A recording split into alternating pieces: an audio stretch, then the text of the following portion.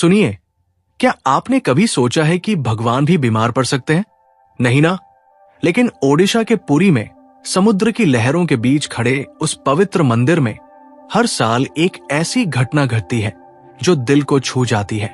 वहां के महाप्रभु जगन्नाथ, जो इस पूरे ब्रह्मांड के स्वामी हैं, हर साल अपनी रथ यात्रा से पहले 15 दिनों के लिए बीमार पड़ जाते हैं। जी हां, आपने सही सुना, वही जगन्नाथ जी, जिनके दर्शन मात्र से भक्तों के सभी कष्ट दूर हो जाते हैं। वे खुद बीमार हो जाते हैं, लेकिन ये कोई साधारण बीमारी नहीं है।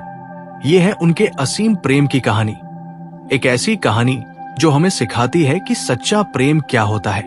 नमस्कार प्यारे दर्शकों, एक बार फिर आपका स्वागत है हमारे YouTube चैनल विद्या ज्ञान सागर में। प्यारे दर्शकों, आज हम एक नई कहानी, एक नया वीडियो लेकर आपके सामने उपस्थित हुए हैं। आज की जो कथा है वो अत्यंत ज्ञानवर्धक और प्रेरणादायक है। कथा शुरू करने से पहले आपसे एक विनम्र निवेदन है। शास्त्रों में कहा गया है कि अधूरी छोड़ी गई कथा दुख और पाप का कारण बनती है, इसलिए इसे अंत तक अवश्य सुने। और अगर आप अपनी माँ से सच्चा प्रेम करते हैं तो इस वीडियो को लाइक करें, हमारे चैनल को सब्सक्राइब करें और कमेंट में माँ लिखकर अपना समर्थन दें। तो आइए बिना किसी विलंब के आरंभ करते हैं आज की प्रेरणादायक कथा। ज्येष्ठ मास की पूर्णिमा का दिन, आकाश में चांद की चांदनी और पुरी में भक्तों का सैलाब। ये दिन है स्नान पूर्णिमा का, जब भगवान जगन्नाथ अपने भाई बलभद्र और बहन सुभद्रा के साथ मंदिर से बाहर आते हैं। लेकिन ये कोई साधारण स्नान नहीं है। 108 सुवर्ण घड़ों में भरा गया है पवित्र जल गंगा, यमुना, नर्मदा, गोदावरी और सिंधु के पानी से।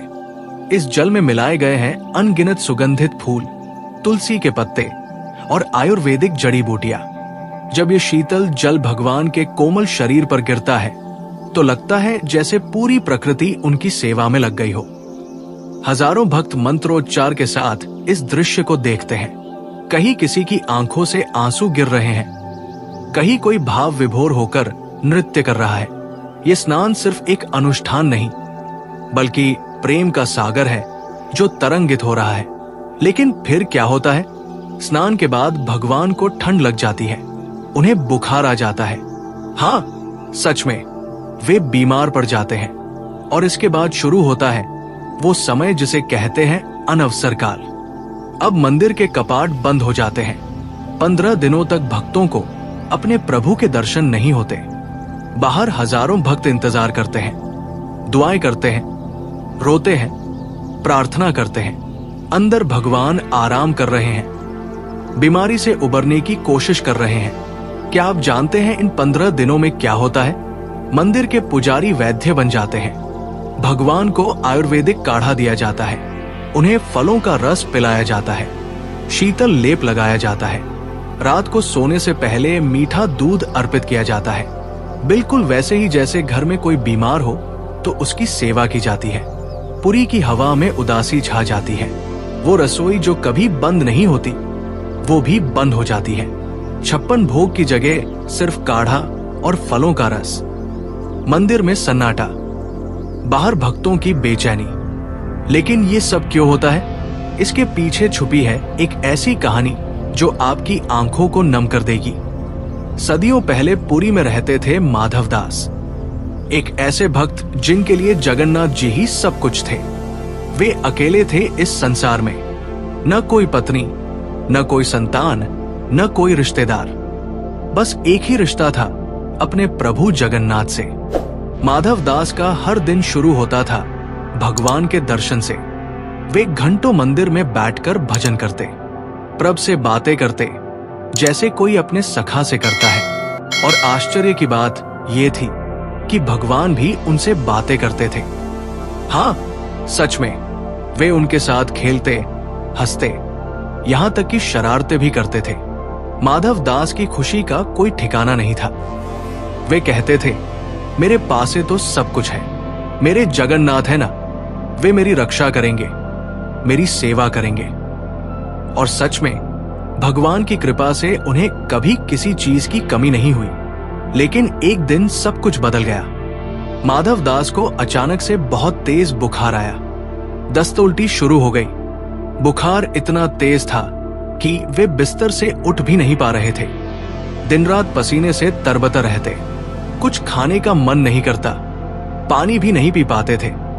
दिन बीतते गए, माधव दास की हालत बिगड़ती जा रही थी। वे इतने कमजोर हो गए कि अपना ख्याल भी नहीं रख पा रहे थे। अकेले पड़े रहते और भगवान को पुकारते रहते, हे जगन्नाथ, हे प्रभु, कहाँ हो तुम? तुमने कहा था कि मेरी रक्षा करोगे। आज मैं इतना बीमार हूं, कहाँ हो तुम? लेकिन भगवान का कहीं नाम निशान नहीं। दिन रात माधव दास तड़पते रहते। कभी कभी तो वे बेहोश हो जाते। जब होश आता तो फिर भगवान को पुकारते, लेकिन कोई जवाब नहीं मिलता। 15 दिन बीत गए। माधव दास की हालत अब गंभीर हो चुकी थी। वे मृत्यु के करीब पहुंच गए थे। उनकी सांसें तेज चल रही थी। हाथ पैर ठंडे पड़ चुके थे। लगता था कि अब वे बच नहीं सकते। 16वें दिन सुबह जब माधव दास की आंख खुली तो उन्होंने देखा कि उनके पास एक नौजवान बैठा है। सुंदर मुखमंडल, तेजस्वी आंखें और चेहरे पर करुणा की अनंत छाया। ये नौजवान माधव दास का माथा सहला रहा था। कौन हो तुम? माधव दास ने कमजोर आवाज में पूछा। मैं तुम्हारी सेवा करने आया हूं, उस नौजवान ने मुस्कुराते हुए कहा। और फिर शुरू हुई वो सेवा जिसे देखकर देवता भी शर्मा जाएं। उस नौजवान ने माधव दास को पानी पिलाया, उनके गंदे कपड़े बदले, उनके शरीर को साफ किया, उन्हें दवा दी। रात दिन उनके पास बैठकर उनकी देखभाल की। धीरे धीरे माधव दास की तबीयत सुधरने लगी। बुखार कम होने लगा। वे थोड़ा खाने पीने लगे। उस नौजवान की सेवा इतनी निस्वार्थ थी कि माधव दास हैरान रह गए। तुम कौन हो भाई? तुम मेरी इतनी सेवा क्यों कर रहे हो? मैं तो तुम्हें जानता भी नहीं। नौजवान ने सिर्फ मुस्कुराकर कहा, सेवा करने के लिए क्या जानना जरूरी है? तुम बीमार हो, मैं स्वस्थ हूं, बस यही काफी है। जब माधव दास पूरी तरह स्वस्थ हो गए तो उस नौजवान ने कहा, माधव, अब मैं जा रहा हूं। नहीं, तुम कहीं नहीं जाओगे। तुमने मेरी इतनी सेवा की है, मैं तुम्हें कैसे जाने दूं? मुझे जाना होगा माधव, लेकिन तुम परेशान मत हो, मैं हमेशा तुम्हारे साथ हूं। और ये कहकर वो नौजवान अदृश्य हो गया। माधव दास हैरान रह गए। ये क्या हुआ? वो कौन था? उसी रात माधव दास के सपने में भगवान जगन्नाथ आए। वही मुस्कान, वही करुणा भरी आंखें। माधव, पहचाना मुझे? माधव दास की आंखों से आंसू बहने लगे। प्रभु, वो नौजवान, वो तुम थे? हाँ माधव, मैं ही था। तुम्हारी सेवा करने के लिए मैं स्वयं आया था। लेकिन प्रभु, आप तो भगवान हैं, आपने मेरी सेवा क्यों की? मैं तो आपका दास हूं। भगवान जगन्नाथ की आंखों में आंसू आ गए। माधव, जब मेरा भक्त कष्ट में होता है तो मुझसे रहा नहीं जाता। तुम्हारी पीड़ा मैं सह नहीं सकता था, इसीलिए मैं आया था। लेकिन प्रभु, अगर आप चाहते तो मेरा रोग तुरंत ठीक कर सकते थे। आपको मेरी सेवा करने की क्या जरूरत थी? भगवान ने गहरी सांस ली। माधव, प्रारब्ध के फल को भोगना पड़ता है। मैं चाहता तो तुम्हारा रोग मिटा सकता था, लेकिन फिर तुम्हें यह कष्ट किसी और जन्म में भोगना पड़ता। और मैं नहीं चाहता कि मेरा भक्त एक जन्म भी कष्ट उठाए। तो फिर प्रभु, इसलिए मैंने तुम्हारे कष्ट को बांटा। तुम्हारी सेवा करके मैंने तुम्हारे प्रारब्ध को हल्का किया। लेकिन फिर भी तुम्हारी बीमारी के 15 दिन बाकी है। माधव दास रो पड़े। प्रभु, मैं उन 15 दिनों को भी सह लूंगा। आपने इतना किया है मेरे लिए। नहीं माधव, मैं नहीं चाहता कि तुम एक दिन भी और कष्ट सहो। तुम्हारी बाकी बीमारी मैं अपने ऊपर ले लेता हूं। नहीं प्रभु, ये कैसे हो सकता है? आप भगवान हैं। माधव, प्रेम के आगे भगवान होना या इंसान होना कुछ मायने नहीं रखता। तुम मेरे प्रिय हो, तुम्हारा कष्ट मैं सह नहीं सकता। और भगवान जगन्नाथ ने माधव दास की बाकी 15 दिन की बीमारी अपने ऊपर ले ली। उसी दिन से ये परंपरा शुरू हुई। हर साल ज्येष्ठ पूर्णिमा को जब भगवान का स्नान होता है तो वे बीमार पड़ जाते हैं। 15 दिन तक वे अपने भक्तों के कष्टों को अपने ऊपर लेते हैं। ये कोई काल्पनिक कहानी नहीं है, ये सच है। आज भी पुरी में यही होता है। स्नान के बाद भगवान को सर्दी बुखार हो जाता है। मंदिर के कपाट बंद हो जाते हैं। वैद्य आकर भगवान की जांच करते हैं। उन्हें दवा दी जाती है, काढ़ा पिलाया जाता है। 15 दिन बाद जब वे ठीक हो जाते हैं तो नेत्र उत्सव मनाया जाता है। भगवान की आंखें खुलती हैं। वे फिर से अपने भक्तों को दर्शन देते हैं और फिर शुरू होती है भव्य रथ यात्रा। आज जब हम इस कहानी को सुनते हैं तो कई सवाल मन में आते हैं। क्या सच में भगवान बीमार पड़ सकते हैं? क्या वे दर्द महसूस कर सकते हैं? जी हाँ, वे कर सकते हैं, क्योंकि प्रेम के आगे कुछ भी असंभव नहीं। जब आप किसी से सच्चा प्रेम करते हैं तो उसका दुख आपका दुख बन जाता है, उसकी खुशी आपकी खुशी बन जाती है। भगवान जगन्नाथ हर साल अपने भक्तों को ये संदेश देते हैं कि वे हमारे कष्टों को समझते हैं, वे हमारे दुख में हमारे साथ हैं। जब हम बीमार पड़ते हैं तो वे भी बीमार पड़ जाते हैं। जब हम दुखी होते हैं तो वे भी दुखी होते हैं। ये है उनका अनंत प्रेम, ये है उनकी असीम करुणा। इन 15 दिनों में पुरी के मंदिर में क्या होता है, ये जानना भी दिलचस्प है। सुबह जल्दी वैद्य आते हैं, भगवान की नाड़ी देखते हैं, बुखार चेक करते हैं। फिर उन्हें विशेष काढ़ा तैयार किया जाता है। तुलसी, अदरक, काली मिर्च, हल्दी और अन्य जड़ी बूटियों से। दोपहर में उन्हें फलों का रस दिया जाता है, आम का रस, मौसमी का रस या फिर नारियल पानी। शाम को उनके माथे पर शीतल लेप लगाया जाता है, चंदन, कपूर और गुलाब जल से। रात को सोने से पहले उन्हें मीठा दूध पिलाया जाता है। दूध में केसर, इलायची और मिश्री मिलाई जाती है। पुजारी उनकी सेवा इस तरह करते हैं जैसे कोई माँ अपने बीमार बच्चे की सेवा करती है।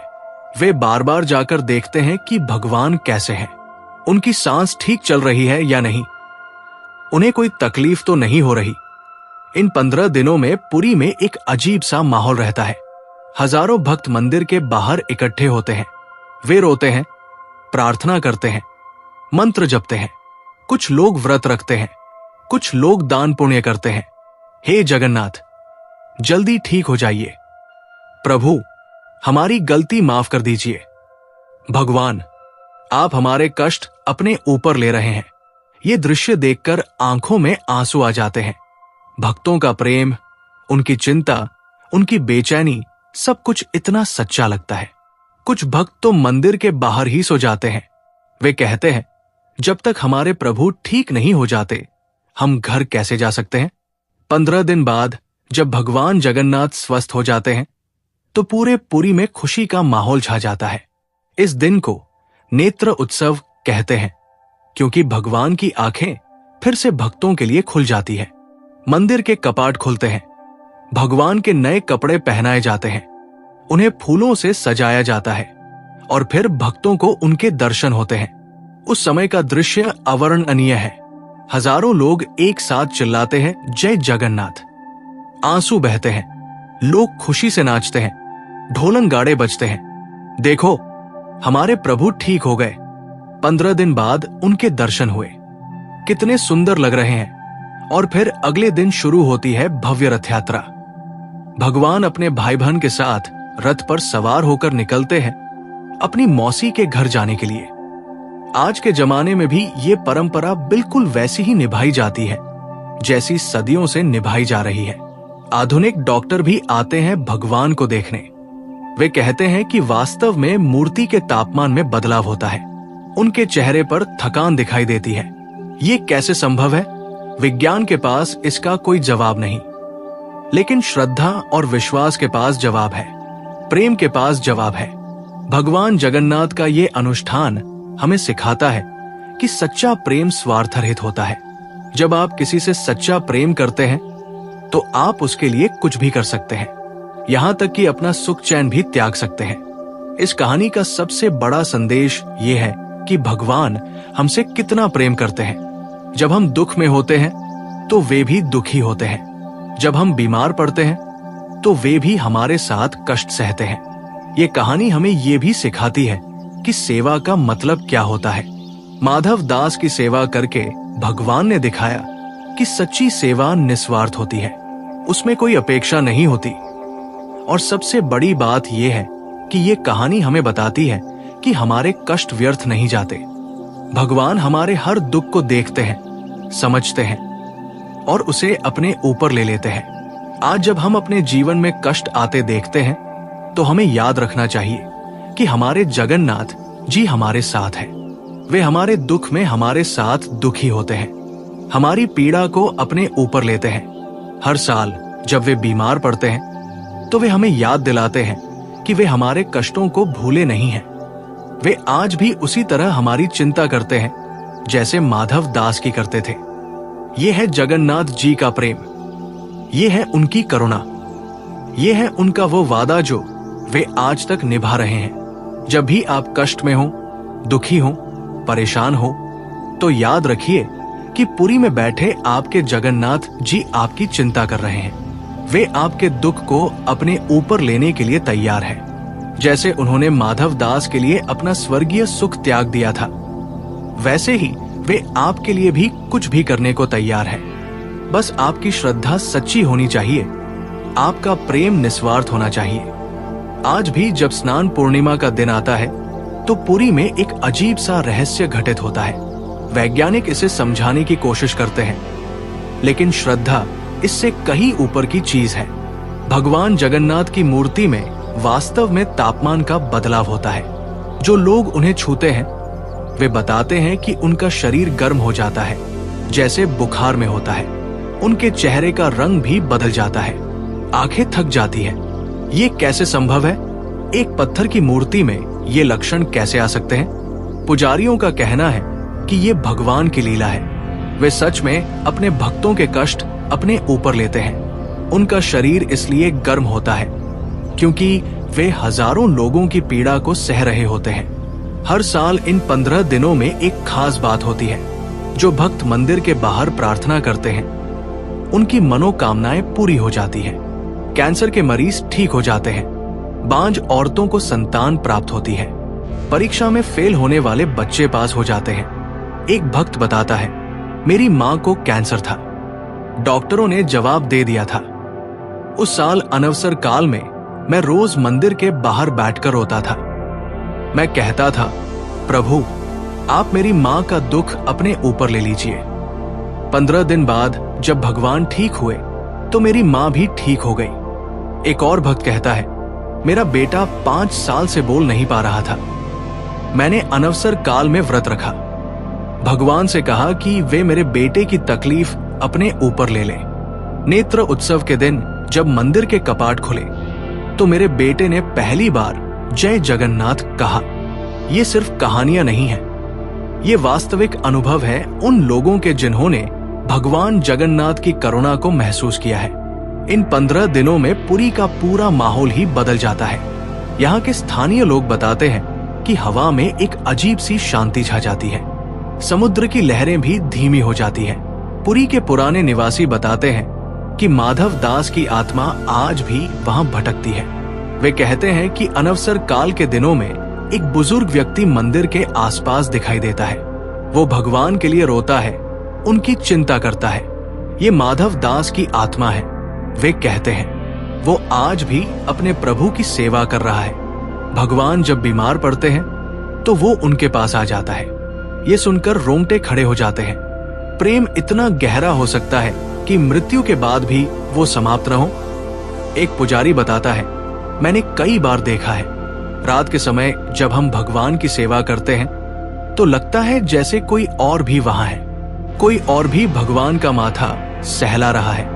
15 दिन बाद जब भगवान ठीक हो जाते हैं तो पूरी दुनिया में खुशी छा जाती है। रथ यात्रा का दिन आता है। 3 विशाल रथ तैयार किए जाते हैं, भगवान जगन्नाथ के लिए, बलभद्र जी के लिए और सुभद्रा जी के लिए।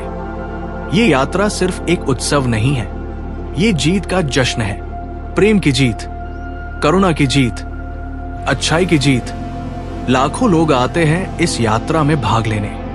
वे रथ खींचते हैं, नाचते हैं, गाते हैं रोते हैं खुशी से, हमारे प्रभु ठीक हो गए, वे फिर से हमारे साथ हैं, प्रेम की जीत हुई है। ये दृश्य इतना भावुक होता है कि देखने वाले की आंखों से आंसू निकल आते हैं। रथ यात्रा में भगवान जाते हैं गुंडीचा मंदिर। ये उनकी मौसी का घर माना जाता है। यहाँ की कहानी भी दिलचस्प है। कहते हैं कि भगवान की मौसी गुंडीचा उनसे बहुत प्रेम करती थी। जब भगवान बीमार पड़ते थे तो वो बहुत परेशान हो जाती थी। वो रोती थी, उनके लिए प्रार्थना करती थी। एक बार उसने भगवान से कहा, प्रभु, आप हर साल बीमार क्यों पड़ते हैं? मुझसे आपकी बीमारी नहीं देखी जाती। भगवान ने मुस्कुराकर कहा, मौसी, ये मेरे भक्तों के लिए है, लेकिन चिंता मत करो, जब मैं ठीक हो जाऊंगा तो तुम्हारे घर आऊंगा। तब से ये परंपरा है कि भगवान अपनी बीमारी के बाद मौसी के घर जाकर विश्राम करते हैं। वहां वे 9 दिन रहते हैं। मौसी उनकी सेवा करती है, उन्हें स्वादिष्ट भोजन कराती है। ये है रिश्तों का प्रेम, ये है पारिवारिक स्नेह। भगवान भी हमारी तरह रिश्ते नाते निभाते हैं। 9 दिन बाद भगवान वापस अपने मूल मंदिर लौटते हैं। इस यात्रा को बाहोड़ा यात्रा कहते हैं। ये यात्रा भी उतनी ही भावुक होती है। भक्त कहते हैं, प्रभु अब घर वापस जा रहे हैं, वे अपने भक्तों के पास वापस आ रहे हैं। लेकिन इस यात्रा में एक दुख भी होता है। भगवान फिर से 1 साल बाद बीमार पड़ेंगे। फिर से 15 दिन का इंतजार होगा। अगले साल भी यही होगा। भक्त सोचते हैं, प्रभु फिर से हमारे दुख अपने ऊपर लेंगे। ये चक्र निरंतर चलता रहता है। हर साल बिना रुके, बिना थके। पुरी के मंदिर का महाप्रसाद दुनिया भर में प्रसिद्ध है, लेकिन अनवसर काल में ये प्रसाद नहीं बनता। क्यों? पुजारी बताते हैं, जब भगवान बीमार होते हैं तो वे भोजन नहीं कर सकते, इसलिए रसोई बंद हो जाती है। लेकिन 16वें दिन जब भगवान ठीक हो जाते हैं तो पहला प्रसाद बनता है पना का। ये एक खास पेय होता है, दही, गुड़, केला और नारियल से बना। इस प्रसाद की खासियत यह है कि ये तुरंत ठीक कर देता है। जो भक्त इसे पीते हैं उनकी सभी बीमारियां दूर हो जाती हैं। ये वही प्रसाद है जो भगवान अपनी बीमारी के बाद खाते हैं। पुजारी कहते हैं, इसमें वो शक्ति है जो सभी रोगों को हरा देती है। ये परंपरा सिर्फ धार्मिक नहीं है, ये एक सामाजिक आंदोलन है। ये लोगों को संवेदनशील बनाती है, एक दूसरे की परवाह करना सिखाती है। पुरी में इन 15 दिनों में अपराध की दर 0 हो जाती है। कोई झगड़ा नहीं करता, कोई चोरी नहीं करता, सभी एक दूसरे का ख्याल रखते हैं। जब हमारे भगवान बीमार हैं, तो हम कैसे बुरा काम कर सकते हैं? लोग कहते हैं, यह है धर्म की असली शक्ति, ये लोगों को अच्छा इंसान बनाता है। भगवान जगन्नाथ का ये अनुष्ठान हमें सिखाता है कि प्रेम में त्याग होता है, प्रेम में कष्ट सहना पड़ता है, प्रेम में अपनी खुशी दूसरों की खुशी के लिए कुर्बान करनी पड़ती है। लेकिन ये कष्ट कोई बोझ नहीं है, ये खुशी है, ये संतुष्टि है, ये वो अनुभव है जो जीवन को सार्थक बना देता है। प्रिय साथियों, इस कथा के बारे में आपके विचारों का हमें बेसब्री से इंतजार रहेगा। अगर ये कथा आपके लिए प्रेरणादायक साबित हुई हो तो कृपया इसे लाइक करें और इसे अपने प्रियजनों के साथ साझा करें। साथ ही कमेंट बॉक्स में जय श्री कृष्णा लिखकर अपनी भक्ति व्यक्त करें। इस वीडियो को पूरा देखने के लिए आपका दिल से आभार।